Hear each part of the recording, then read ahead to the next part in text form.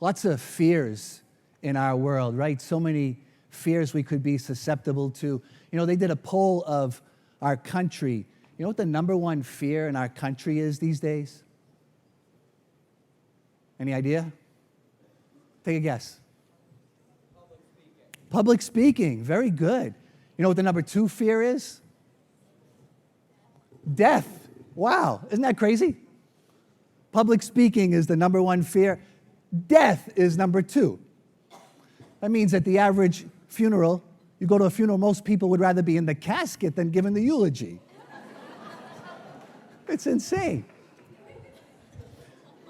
A fear of death, fear of public speaking. I don't know what fears you have. There's been some thunder out there. There's some dark woods. I don't know what you're afraid of. You know what I had a fear of growing up?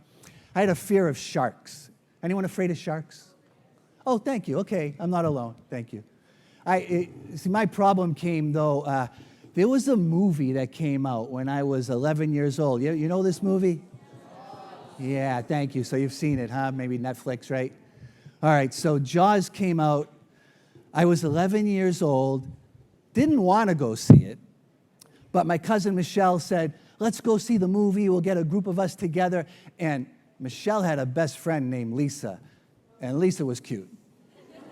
Yeah, I had a mad crush on Lisa. So I'm like, yeah, let's go see Jaws. Okay, so a little 11-year-old me goes with my group of friends. I make sure Lisa's sitting on my right. I'm all excited for the movie, but it was scary. You know, but I had to be brave, right? And Lisa's like, can I hold your arm during the scary parts? I'm like, yeah, absolutely. This is why I am here. So now I'm sitting there, I give her my arm, you know, I'm all excited. She starts squeezing my arm. I'm like, perfect. And then the movie starts, and it's terrifying. And I have to look courageous. I'm like, oh, it's just a movie, Lisa. And I'm like, and I start to like give that, I'm trying to close one eye because I can't close both eyes. She'll know. So I'm doing like this, trying to squint and not see and turn into her. Yeah, pretty. Be brave, Lisa. Just a movie. And I'm like. And some of you have seen this movie, right? It was like the first blockbuster that came out, and they didn't even show the shark till halfway through. They showed it like from his perspective, you know? So you see the little legs swimming up there, dangling, and you hear dun, dun, dun, dun, dun, dun, dun, dun, dun, dun, dun, dun, dun, and the little feet will go in, I don't know. And like, I'm just terrified of this whole thing. Blood everywhere. I'm trying to be strong for Lisa. She's not even looking. She's got her arm buried in my shoulder. The movie ends, and I'm like, well, that wasn't so bad. And I'm like shaking. And then the next day we were supposed to go to the beach. I'm like, no. Done. One date with Lisa was it. That's it. That one date, I'm going to the beach. And really, I had a fear of the water after that. I would go out to the beach and go like waist high in the water, and I'd swear I'd hear the music again. Dun, dun. Dun, dun, dun, dun. I'm like, I'll just back away. You don't want to be the furthest one out, right? Just in case there is a shark. You just want to be behind a few people. When it started to happen to me in swimming pools, I knew I was kind of letting my imagination go away. I was like, dun, dun. Even in the bathtub one time, I'm like, dun, dun, dun, dun, dun, dun, dun. He can't get through the drain, right? There's no way, right? So it took years to get over that fear. Lisa went on to marry someone else. I got called to priesthood, so it worked out for the good. Thank you. And, I really had to do this. I really had to pray when I went out into the water. And that worked, though. That worked. I would say Hail Marys, and I'm like, okay, I'm just my imagination. There's no shark's going to get me. Check the news, say my Hail Marys. And I think I overcame the fear of sharks through prayer. It actually works. And, talk about fear of death, right? It's such a strong fear that we have. And the only way to get through it is prayer. The only way to get over it is prayer, because we're talking about that this week, from death to life. When we pray, we realize death is not the end, and that's why we don't have to be afraid. The gospel today, all this week, we're going to be talking about seeds and plants. Seeds have to die. They fall off the tree. They have to die. They go into the ground to bring about new life.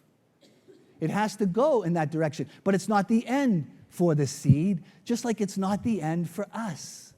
When our days on this earth are over, it's not the end.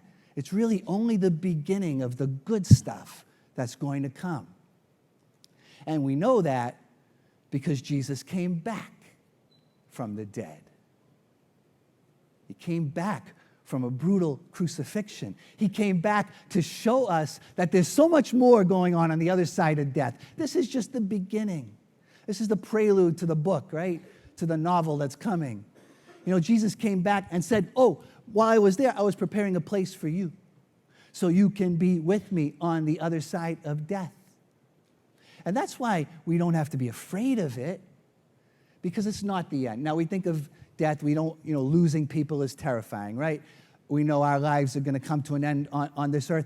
But if we stop there, we're going to walk around just afraid all the time. But if we live our lives in anticipation of heaven, then that moment of death could actually be the most beautiful moment of our lives.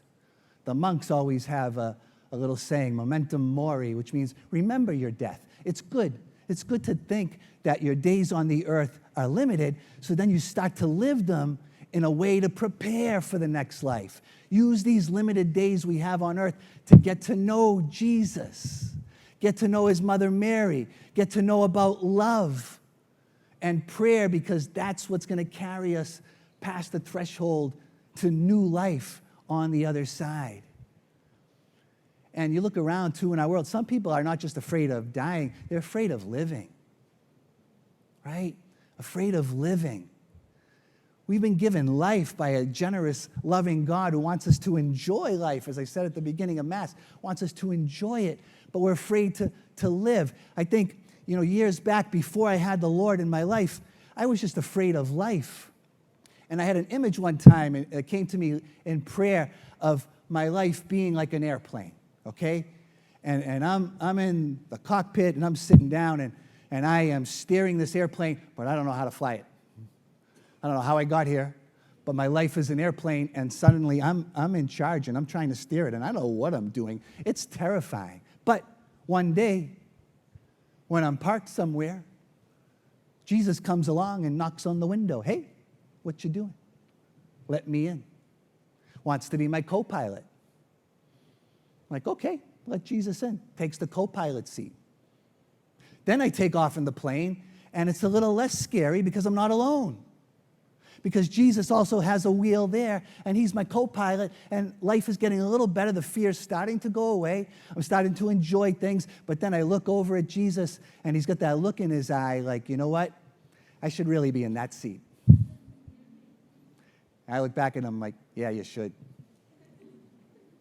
And I make the risky move of letting Jesus be the pilot in charge of the plane. That's a big move when we make that move in life. When we give our life to Jesus and say, you're leading. I'm going to go where you go.